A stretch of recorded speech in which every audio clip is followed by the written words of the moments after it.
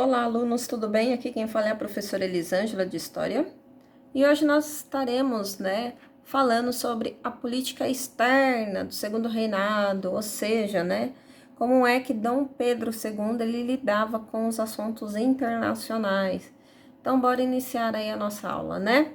Primeiramente, a gente vai ver que Brasil e Inglaterra no Segundo Reinado ele vai ter alguns conflitos, diferentemente de Dom João VI e Dom Pedro I, que tinha essa política aí de fazer, vamos dizer assim, essa aliança, essa amizade, com a Inglaterra, a gente consegue observar que já no Segundo Reinado não é assim, tá bom? A gente já consegue observar que entre o ano de 1826 e também o ano de 1831, o Brasil ele vai acabar se comprometendo a abolir a escravatura, até porque isso daí era algo que a Inglaterra ela desejava já há muito tempo, também era uma forma, vamos dizer assim, tentar ajudar a si própria, que era um país industrializado, e eles viam, a escravidão como algo totalmente atrasado. Só que no caso do Brasil, por ser um país totalmente agrário, a gente foi meio que deixando essa vontade, dos ingleses de lado e continuamos com essa prática aí, escravista aqui no nosso território. Até que no ano de 1845, a Inglaterra ela acabou criando uma lei chamada Bill Arbiden, em que os navios ingleses eles estariam autorizados a prender navios brasileiros, que se caso estivessem transportando escravos ou que no caso, fosse similar àquilo que a gente vai chamar, de os famosos tumbeiros, que eram os responsáveis aí, por fazer essa ligação entre o continente africano e o Brasil, no caso aqui o continente americano, tá bom? Além desse primeiro assunto aí que a gente já falou, em relação da escravidão, vai rolar uma coisinha chamada questão Christie. Essa questão Christie, ela vai ser 3 episódios que vai ocorrer envolvendo esse mesmo personagem, tá bom? A gente consegue observar que no ano de 1860, 2 marinheiros ingleses, eles vão acabar matando um agente alfandegário do Rio de Janeiro. E simplesmente esse embaixador britânico, que ele ficava aqui na região do Brasil, ele simplesmente vai fazer o quê? Ele vai meio que tentar esconder isso daí, e até porque a nossa Constituição, ou melhor, o Brasil já tinha um acordo com os ingleses, em que se caso algum inglês ele cometesse qualquer tipo de delito, ele não seria julgado pelas nossas leis, mas sim pelas leis britânicas. Então, esse embaixador chamado Christie, ele vai se aproveitar disso daí, para tentar, vamos dizer aí, deixar esses marinheiros totalmente impunes do seu crime. No ano de 1861, acaba ocorrendo que um navio britânico ele vai acabar ficando à deriva, próximo do Rio Grande do Sul, e esse navio era um navio cargueiro, e toda a carga ela vai acabar sendo saqueada, E dizem que os responsáveis por esse saque, eles foram presos, só que eles acabaram fugindo, dessa tutela brasileira. E no caso aí, o embaixador britânico, ele vai achar que o governo brasileiro fez isso daí de propósito.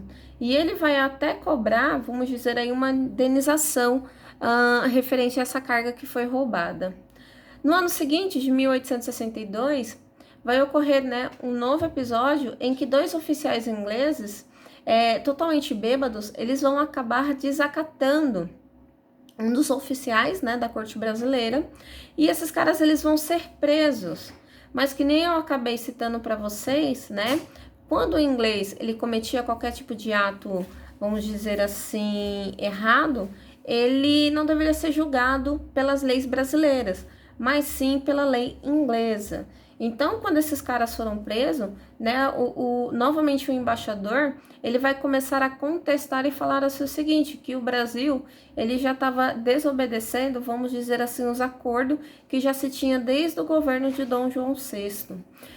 O Brasil, para tentar resolver toda essa confusão, ela vai acabar pagando, o valor de 3.200 libras, que seria referente, a, vamos dizer assim, a indenização que os ingleses eles tanto estavam pedindo, principalmente por conta do navio que foi saqueado, mas em compensação também o Brasil pediu para que, né, o governo britânico ele se retratasse, né, principalmente por conta desse embaixador aqui que se achava o grande rei da cocada preta. E os ingleses, eles vão meio que deixando esse pedido de desculpa de lado, e aí vai ser quando, né, Dom Pedro II vai cortar relações com a Inglaterra. Quem vai conseguir resolver todo esse problema vai ser o rei Leopoldo, que era o rei da Bélgica, e ele vai ser o responsável por tentar resolver esse conflito entre as duas partes, tá bom? A Inglaterra também, para tentar ajudar, né, voltar essa aliança, ela faz um pedido de desculpa oficial ao Brasil. Tudo bem? Aqui nesse slide, nós vamos estar falando sobre o conflito na região da Bacia do Prata. Porque a região da Bacia do Prata vai ser uma região que vai haver bastante conflito. Essa região era onde tem um rio navegável e o Brasil se utilizava muito principalmente para poder chegar à província de Mato Grosso. E essa região, esse rio, ele faz fronteira entre Brasil, Uruguai e Argentina. Então, por isso que vai acabar tendo aí algumas zonas de conflito em que o Brasil ele vai acabar participando aí, tá bom? Nesse caso seria a campanha contra Oribe e Rosas e também a campanha contra Aguirre. Vamos aqui então para a primeira, né? Primeiramente a gente tem que focar o quê? Que no Uruguai, né, só tinha apenas 2 partidos políticos.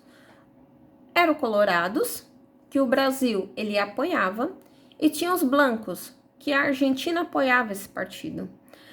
Os blancos, nesse caso, eles eram liderados por Oribe, que é aqui, né, o que a gente vai dar nome a essa campanha. E esse Oribe, ele era a oposição do governo. Ou nesse caso, quem é que estava no governo? Os colorados. E aí vai acabar ocorrendo o quê? Os colorados, vendo que eles poderiam estar sofrendo qualquer tipo, vamos dizer assim, de revolta, eles vão acabar fazendo um acordo, né, com o Brasil, vão se unir. Além disso, gente, se caso com algum barulho aí, vocês não estranhem, porque meu gato acabou de correr aqui super assustado, não sei o que foi que ocorreu. Mas vamos lá, continuando. Que nem eu estava citando para vocês, o Brasil, né, ele vai acabar fazendo um acordo com os colorados e ele também vai fazer o quê? Esses colorados, junto com os brasileiros, vai pegar os inimigos, né, dos argentinos. Ou seja, nesse caso, os inimigos, né, do governo Rosas. E aqui a gente vê que tem uma coligação muito forte. E eles vão conseguir derrotar facilmente, né, os blancos. No caso aqui seria a liderança de Oribe, tá? Que nem eu coloquei aqui para vocês.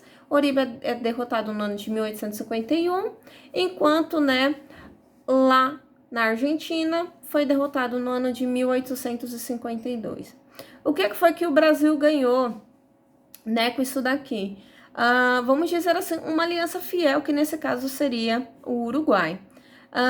E também, né, vamos dizer assim, aquela predominância na região da Bacia do Prata. Vamos aqui então, né, alguns anos se passaram, que nem vocês conseguem observar aqui, e nós, né, estaremos falando sobre a campanha contra Aguirre. Esse conflito vai ser um até dos geradores, né, da famosa Guerra do Paraguai. O que vai acabar ocorrendo aqui?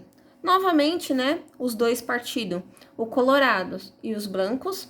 Nesse período de 1864, os Colorados, eles eram a oposição, tá bom?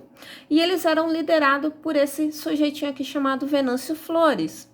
Enquanto os Blancos, eles eram liderados por Aguirre. E o que vai ocorrer nesse processo aí? Aguirre, ele sabia que os colorados, eles eram muito fortes porque eles tinham o apoio, né, do governo brasileiro.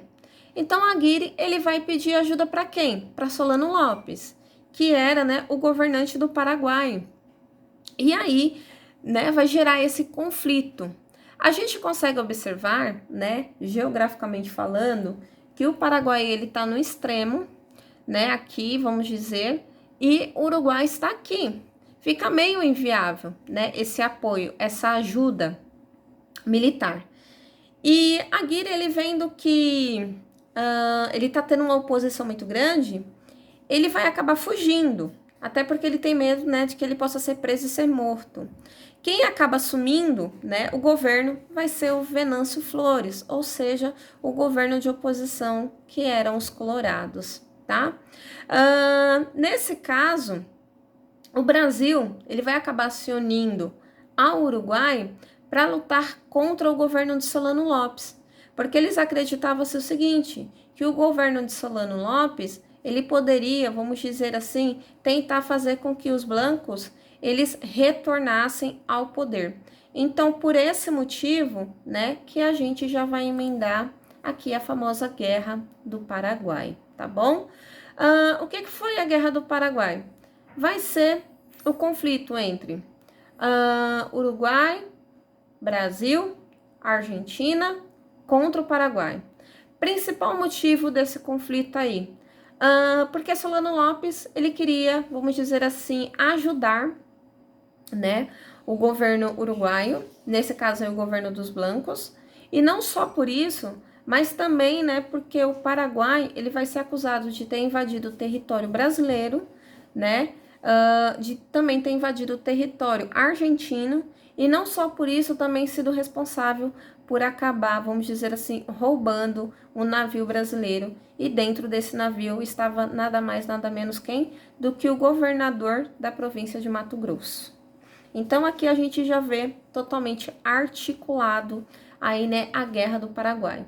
Então, vamos só fazendo aqui a leitura para ver se eu não esqueci nada. Solano Lopes, quando soube do ataque a Aguirre, mandou uma nota ao Brasil, mas foi ignorado, né? Então, o Solano Lopes, ele meio que tentou dar um aviso ao Brasil. Por que vocês estão intervindo numa política que não lhe diz, né? E no final, o caso aqui, o Brasil, ele totalmente ignorou.